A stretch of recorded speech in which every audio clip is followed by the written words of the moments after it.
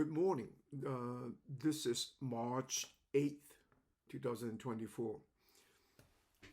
As of this year, the Chinese New Year in February, I have decided to put a little bit of a summary or to condense in my last 50 years experience in the development of psychology and also in the area of communication psychology, but in the sphere we talk about cross-cultural is because I'm basically a cross-cultural person with my birth place from Shanghai, China, with a Cantonese-speaking mother that we have moved from Shanghai to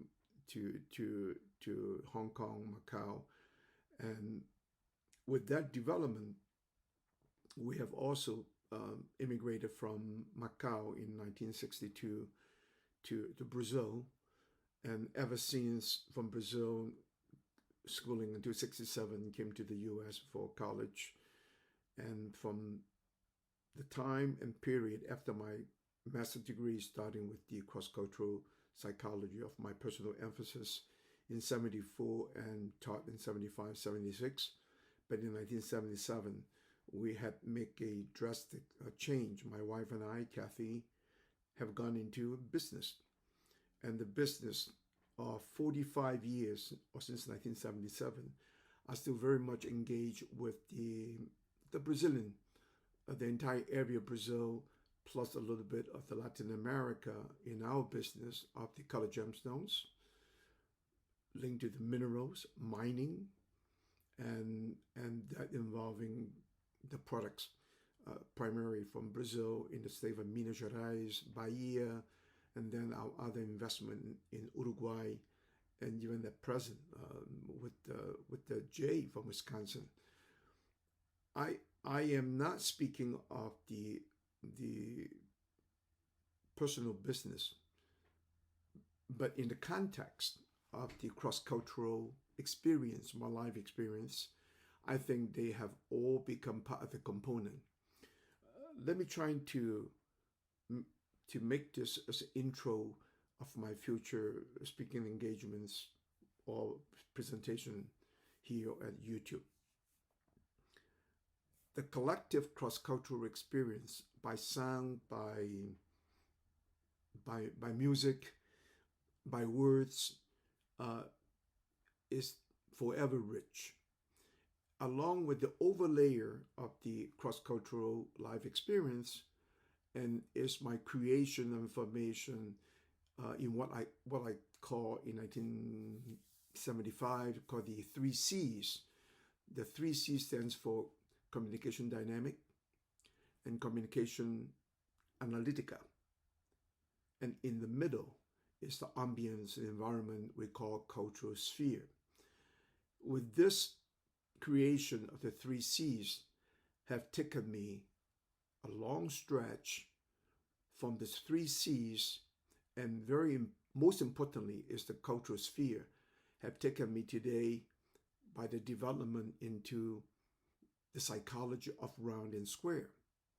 And from the psychology of round and square, moving one level into the study of consciencology, inspired very much by my Brazilian mentor, Paulo Freire, and how Paulo Freire, in his use of conscientization, in Portuguese means conscientização, to using conscience in the verb to conscientize, conscientizar, is very common in Brazil, had brought me back to this study, back to the study of Wang Yangming, in the Ming Dynasty, Chinese scholar. It just so happened my father's origin, the birthplace, is from Yuyao, Zhejiang, upriver from Shanghai. And this link of the Wang Yangming had taken me further back to the 3 basic Chinese philosophical principles of Confucius, of Lao Tzu, of the Taoism, and Buddha.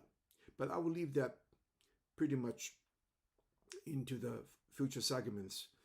What is most important today is that the word or the context I use, the cultural sphere, as I'm doing counseling in college with the incoming students, be the foreign students or the American, starting at a time in the 70s about the multicultural education, including city and urban students of the minority or ethnic diversity with the American Black students and also the Latinos. So with this input, the term I used, the cultural sphere, had given me plenty of ground to think, to reflect how I, using this term, cultural sphere. You can call it paradigm, you can call it ambience, you can call it the environmental situation into this cultural sphere. But what is more dynamically, and looking forward, looking backward, before my university education and college education, and even looking into present, the writing of this cultural sphere is that in what I repeat another term, in bits and pieces of my awareness of cultures, the multicultural dimensions. From the Brazilians dissecting from Brazil, you can talk about the minority ethnic regions from the time I met with the different native groups from Chavantes in the Mato Grosso to the Cintas Largas up in Rondônia in the northwest part of Brazil, and the Yanomamis that's famous between Brazil and Venezuela in that region. But cultural sphere is the one I stepped in development in 74. That cultural ambience is the college. And by the mission and devotion to the school counseling, I was able to interface what is communication dynamics, is a set of value that come from in evolution by the Freudian psychology of the three ego states. ID, id, is the biological self. The superego is cultural, and then ego, just if you look at things I'm drawing in the graphics, in the spheres, and I think this element of spheres will give us a lot of more future studies and granting us greater understanding. And in this particular situation I'm speaking today, we are already into a sphere of the digital era. Just put it very simply, on our day-to-day use, the artificial intelligence, as I started in 1991, when we implemented to use and to application to adapt to the use of internet, and with the software coming from Microsoft with spreadsheets and words. And the spreadsheets carried me for the longest time, and creating systems and developments that was very productive in my business. Simply using fax was one of the tools. We may be the first one in our town, Lake Geneva, Wisconsin, to use the fax machine. And before that, we have maybe a small company. People say, why do you need telex? Well, telex was one of those elements. But going back to this cultural sphere of present is all about the speeding use of the tabulation. I call it the quantum calculation, tabulation, and this makes a tremendous impact. Even now, as we're speaking, we're developing programs to take care of the jam tray, which is very much in the chaos, but in itself, the tray itself is very rich. Looking from a cultural perspective, each color is a cultural zone. So when we are talking about the cultural sphere, as I have started in 1974, 75, 76, explaining to my students, you may be from Chicago, from Milwaukee, but now you're into Platteville, a rural Wisconsin college campus. How do you tackle the situation? In that type of counseling and present terminology, you can call it the university survival logistics. In fact, one credit course was established in 1975 to help the freshmen, to help the incoming students to get a total orientation, not just because you have a college advisor on your department, but you also have the know-how how to go to class. It sounds very simple. It sounds like we're babysitting. What's not actually is part of my personal experience, incorporating with the communication and counseling, and then the Freudian psychology of the three ego state into the transactional analysis of Eric Berne. So I hope, but in this segment, I may be talking in order I will be presenting in my talks. In Portuguese, we call it fala, or speak, or in Italian, parla. Maybe that's why parlement, the parliament come from. But in this particular segment, I want to add what is very interesting is that in the development of the psychological framework with the cultural sphere and the ego states and personal, I have also developed in the cultural side of the superego, I have added called the altera ego or alternate ego. And this is what I'm going to share more with us today. This kind of the alternate or the alternative self within the superego sphere, which is what I want to talk about, is about the Chinese history legendary figure named the Monkey King. He also known as the all-victorious, all-heavenly victorious fighter. Another image that he was always very much of a combative, but what is it combating? Combating wrong, evil, whatever. But the Monkey King story had granted me to teach, even in business classes, on the workshops, the hierarchy of this monkey turned human and learning the many magical use applications and 72 changes, and one somersault of the Monkey King can go with 108,000 leagues. Well, that's thinking all this dexterity, all this talent of the Monkey King, human monkey, and he is a lot to have to say about his name. As an alter ego, I think, for those who write about heroic stories, be that the American Western, the cowboy, white herbs, and let's go back to the Greek mythology and Homer's and Iliad and Odyssey, and you're talking about the many heroes in legends. I mean, I think the author is actually writing this altera ego or alternative ego, alter ego. And so this day and age, I have found it very important why my life carry on, what motivated me, what had helped me in difficult moments and other moments. I have discovered myself that in all my life, including the term, today we talk about big data. I just put it very simple: the big data and big cloud. Cloud, the writing of this cloud, or writing of the cultural sphere, is almost like I was using this monkey image hero as a alternative ego that I can ride on. Indeed, how many people can say, in my days of travel, one day to another, I'll be in Nigeria, the next day I'll be in Mozambique, connecting back to the flight into South Africa, and then 16 hours later, I was in Hong Kong, okay? And from Hong Kong back to Brazil, and traveling, carrying, importing of the materials. That kind of cross-cultural zones I stepped in.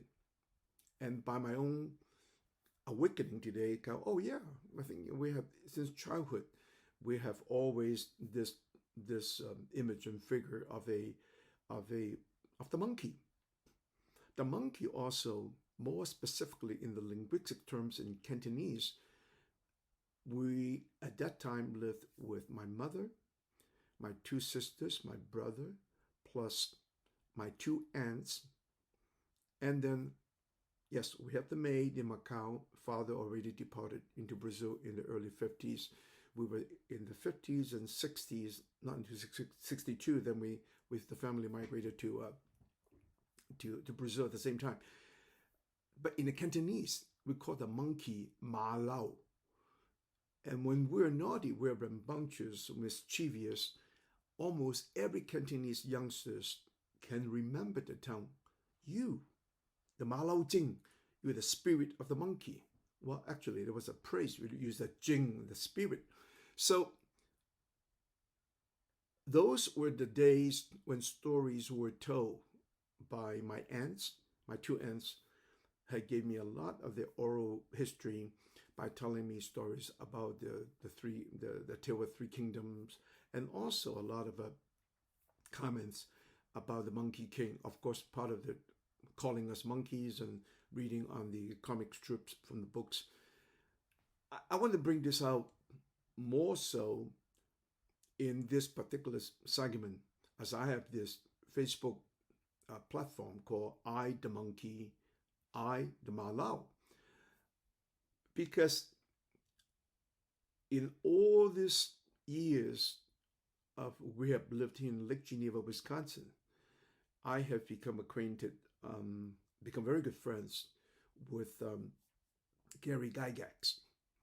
Gary is the creator of Dungeons and Dragons, and our company have helped promote in the use of our gemstones and minerals and just rocks. It's not even the gemstone for the jewelry industry, but the spectrum in the cloud formation in this cultural sphere of the stones. There are stones, there are gems, there are polished stones, there are diamonds, rubies, sapphires from the other part of the world, Brazil, where aquamarine, tourmaline, with the beautiful colors of different kind of quartz. And I became somewhat of a king of amethyst. In fact, my first economic achievement, let's put it this way, is not how much we make, is within less than 7 years, from 1977 or into the 80s, we had obtained a $500,000 loan from the SBA, Small Business Administration. And that had the sequence on using of the cultural sphere of the purple stone quartz amethyst had empowered the full development, the full spectrum of China West and our gemstone zones, who took me to Sri Lanka to open our first tentative cutting factory, and then from Sri Lanka to South Korea. Eventually, we end up in Chiang Mai, the northwest segment of Thailand, directly to cross the border from Burma. That's another story that will worth talking. But in this trade, there was the different crystals formations, the natural stones from the aquamarine, the tourmalines, and the matrix. In the use of the youngsters using Dungeons and Dragons in a segment of the games where the blood flow, they can terminate the enemies, and yet the people who perish or killed can revitalize by the use of different color as a part of the energy. So in that part, I have been fascinated with Gary. And Gary Gygax and I have met in a very unique situations. I do not know who Gary was, but somebody one day in my store coming in and say, Paul, will you be able to help us out, explain to us what this game is all about? Well, when I look at it, it's a very common game among the Chinese youngsters. In Cantonese called Zheng Kei, Jiang Qi in Mandarin, is basically the game describing the river Chuoho, in Cantonese Chuoho. And then it's a representative with like the American or the Western chess game, that you have your pawns, you have your soldiers, you have your bishops. And I just helped them. I said, can you write this again into Chinese. I said, yes, I can. I didn't have the paintbrush. I didn't have the ink. However, we just done it, with thicker magic marker, and write it nicely, and send it to the company called TSR. I don't even know who Gary was. A couple of days later, this man coming with a funny hat with a feather on it. I mean, it looks like between Robin Hood, and a little bit of the Western, and then came in the store, look at some goods, and bought something. Come into the counter, just when you're starting to pay me. I was the only one in the business. He said, "You have not told me about how much we owe you for your service a couple of days ago in writing the Chinese of the Chinese chess game." Oh, I said, "Oh, great! Wow, geez!" I said, "Don't worry about it." I said, I am just very glad that in this small town with less than 4,000 people, somebody actually coming to look into my Chinese goods and wanting to know and care to know the clarification of the Chinese game, of the chess game. Well, that happened to be Gary Gygax. A few years later, we collaborated.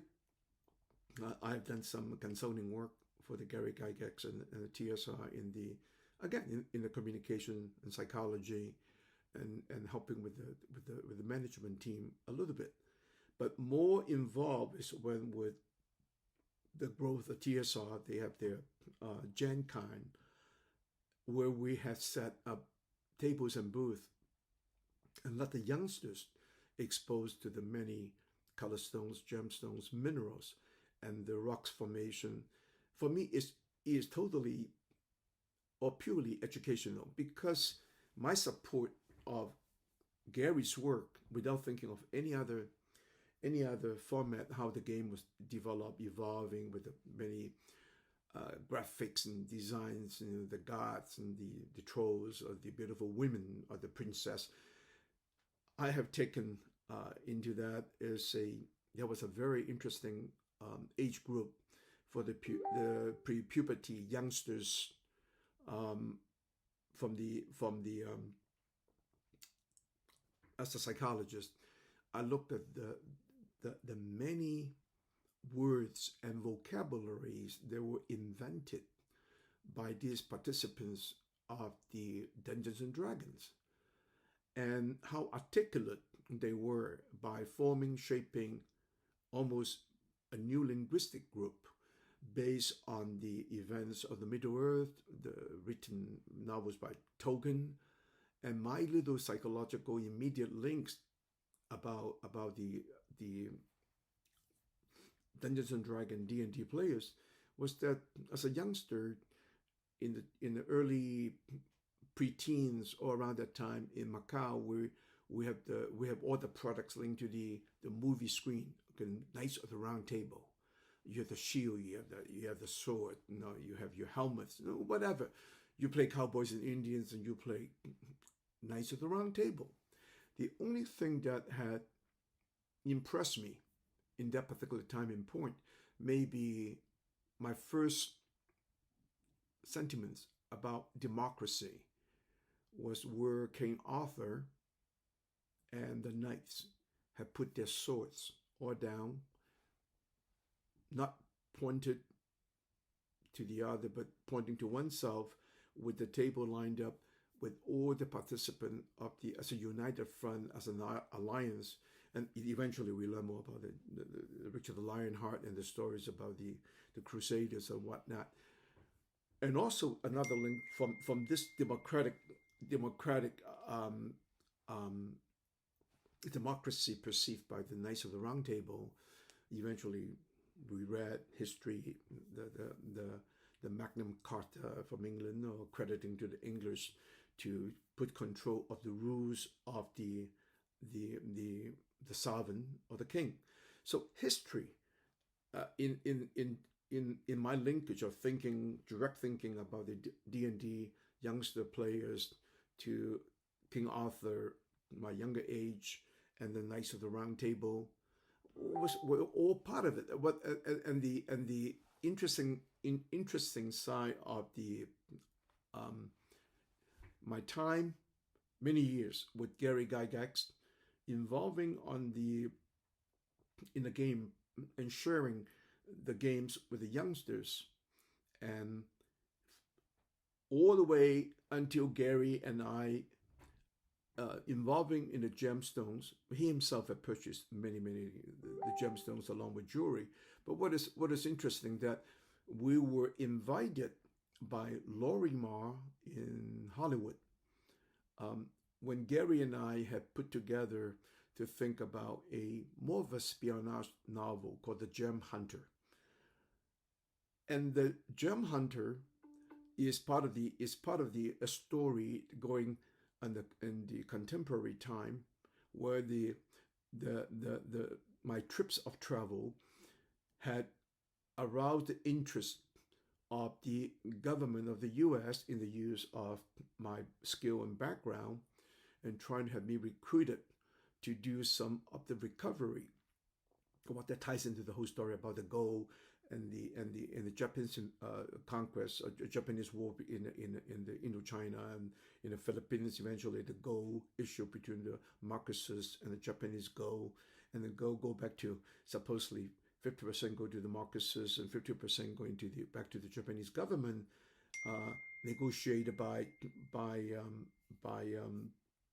MacArthur, where the bowls of gold were shrunk, were eventually actually sunk in the Tokyo Bay, and much of the gold was taken by the Japanese forces in Mongolia, in China, Manchuria, and all the way to the Indo-Chinese. So the story was we're trying to fabricate it, remaking this Gem Hunter events into a workable, viable novel.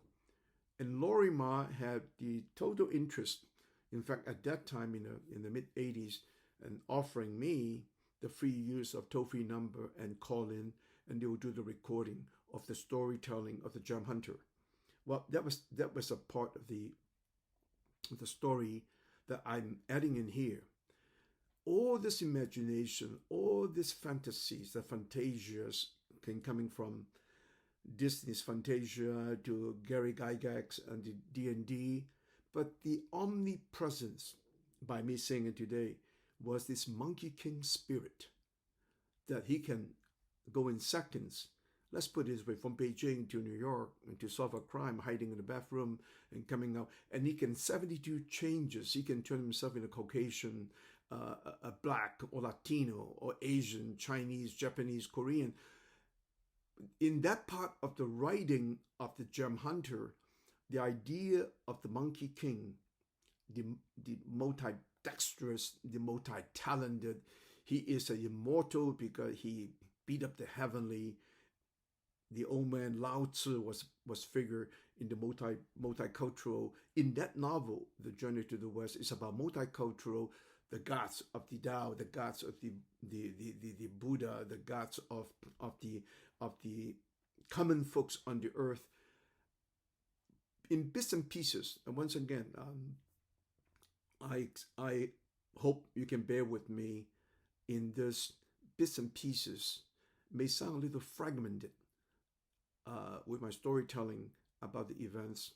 And also, when I do talk about this, many times I was thinking maybe in Portuguese, maybe in Spanish, maybe in Cantonese, and in English, because all this travel zone on the miles I fly back and forth.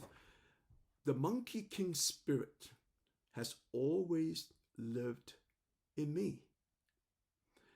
Even though the two number I would like my audience to remember.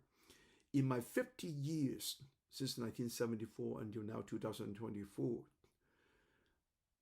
I have seen the Austrian, Germanic, Judaic culture of the psychology and evolved into the East Coast, New York, eventually California, and here we're in the Midwest, is very much of the story about psychology. And I have interest in psychology from day one is because I get to study not about the human mind, but the people, how we handle our difficulties. Psychology, in short, is how to tackle anxiety. When anxiety is not being able to manage or control by one person, we turn our neurosis into psychosis. And they will link to eventually another terminology I have created of the diaspora, namely in past years in referencing of the Jewish diaspora. You can take the diaspora to the Moses exile from Egypt to the German state and the Nazi party and the exile of the Jews into all around the world.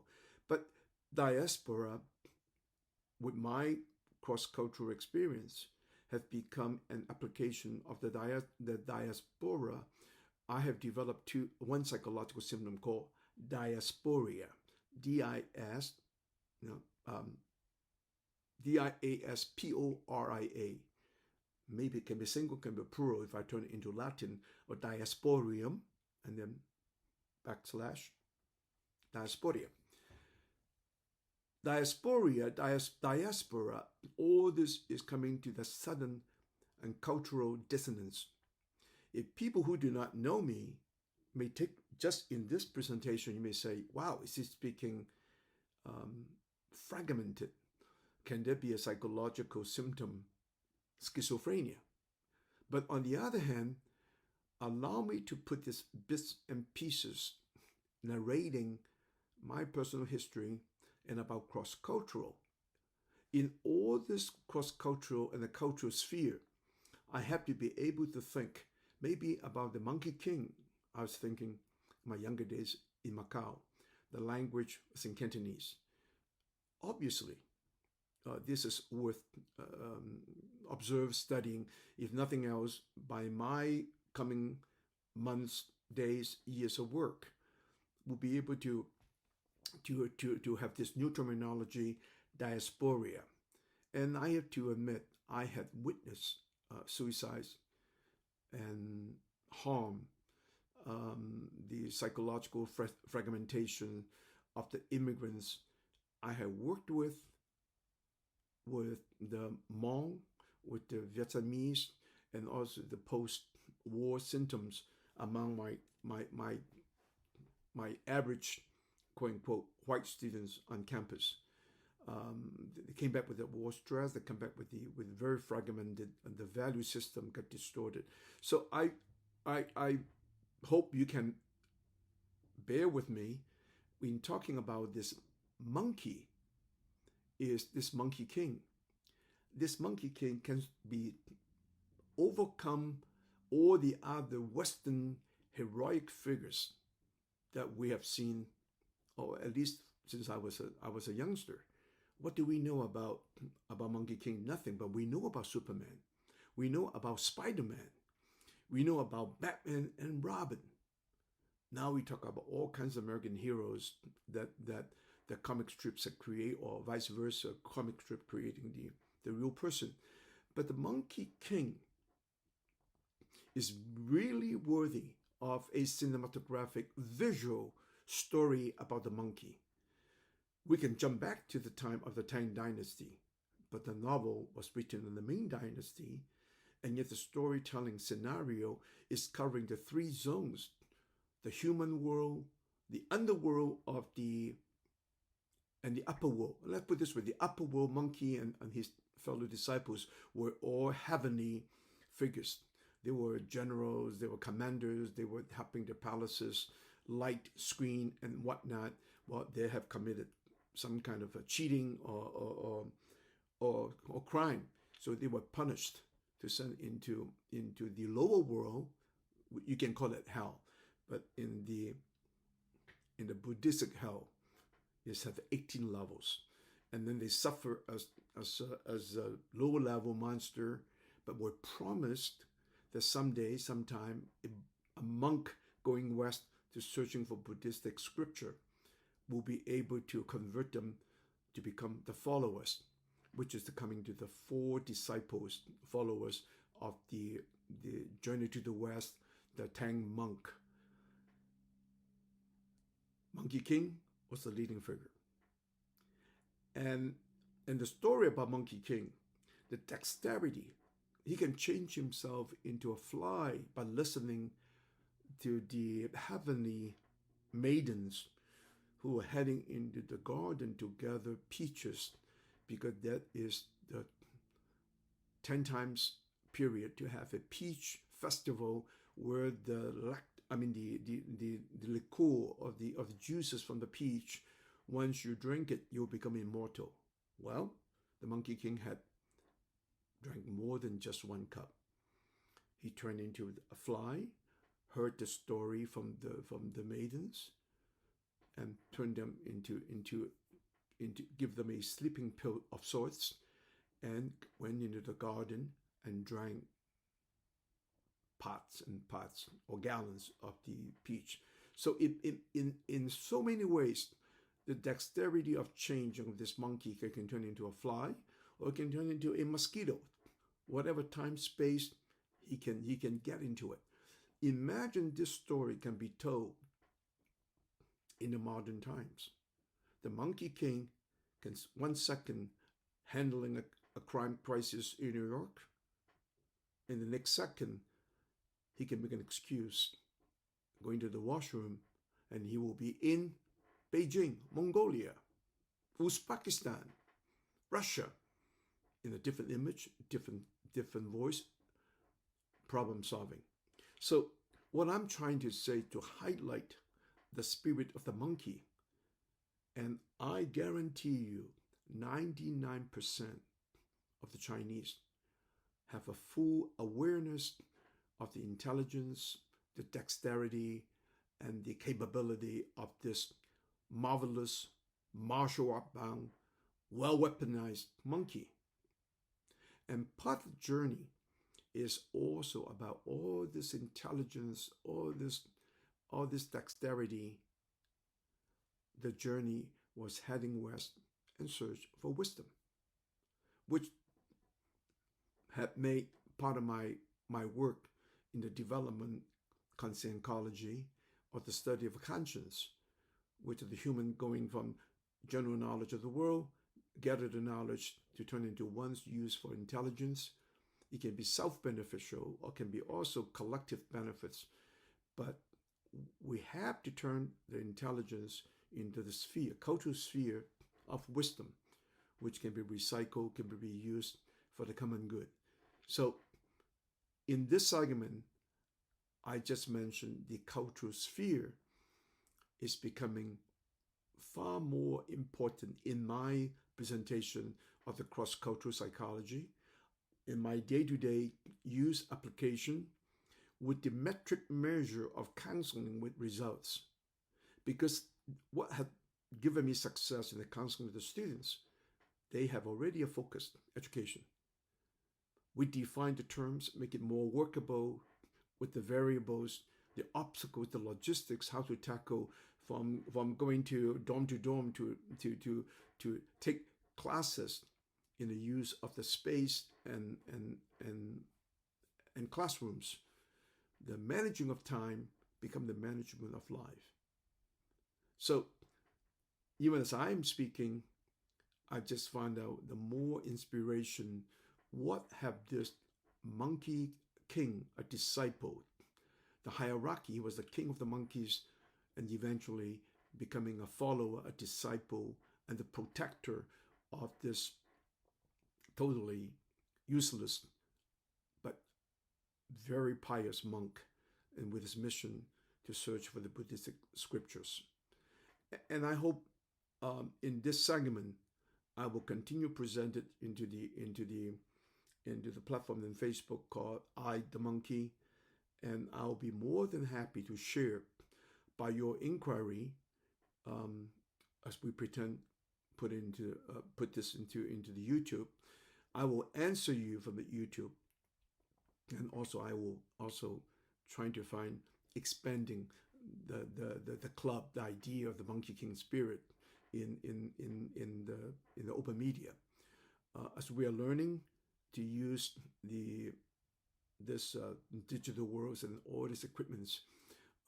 Part of my confidence is where I am in working and seeking what Huawei in China have done, or what in YouTube have, or even in the Facebook, the entire interface by the question you raised, which I just had one friend asking, talk about the languages, I can respond directly into the Facebook if Facebook provide that caption and the capability first to convert the speech into written forms in English, and with a team can edit all this into multi languages. And so I, the monkey, can have the presence in Facebook, have the presence in YouTube, have the presence on the web, and by the questions by the people raised, that can be responded, not just by me, maybe other Chinese who have the input, and how Monkey King had influenced their behavior, composure, or how we characterize monkey, and how that have impacted me, that I'm forever grateful, because two things that I think have always been intuitive, and I have always valued my spontaneity. Sometimes spontaneity is what created in that one moment, instantaneously, the kind of concept ideas. And today you have the technology to provide all this. As I'm speaking in English, and I would do all my tapes in 3 languages, Portuguese and Chinese. I can speak Mandarin, 80% fluent, but I will use Cantonese because the psychological framework about Monkey King and my time of living in China, from Shanghai to Macau, 52 to 62, the dominant language was Cantonese, also is my mother tongue. But since I was a child at 1 year old until 5, I was raised by a wet nurse. In that particular household in Shanghai, my paternal grandmother and my father, they used to speak the local dialect of Yuyao. Yuyao today is a suburb of Ningpo, the very important seaport to the Chinese in the history of Chinese, the ocean Silk Road. But the toning, the tonality, with my father speaking fluent French, Portuguese, as I've experienced when I was in Brazil, rejoining my father, and the household in Macau with us educated Chinese English, and also the teacher elements, the singings and sounds of the many Italian priests. I still remember very well Father Peroni with the Salesian School where I have attended, and also Father Luis Ruiz. Can be another story. This priest from Spain who was a Jesuit, but we're teasing each other after 30 years. He had me baptized and said I should be a Salesian because it's far more giving, and Father Luis Ruiz actually installed more than 10 leprosarium in the southern part of China, between Guangdong, Guangxi, eventually Sichuan. It's in this period in the 70s and 80s, before the opening up wide over the Chinese economy. This one priest who had me baptized had done a tremendous contribution by setting up for the leprosarium for the lepers, and installing schools with the leper colony, and putting water so the lepers, instead to be isolated, they can have their family live close to them. There are many stories. I hope my audience, my friends from Macau, from Hong Kong, China, Brazil,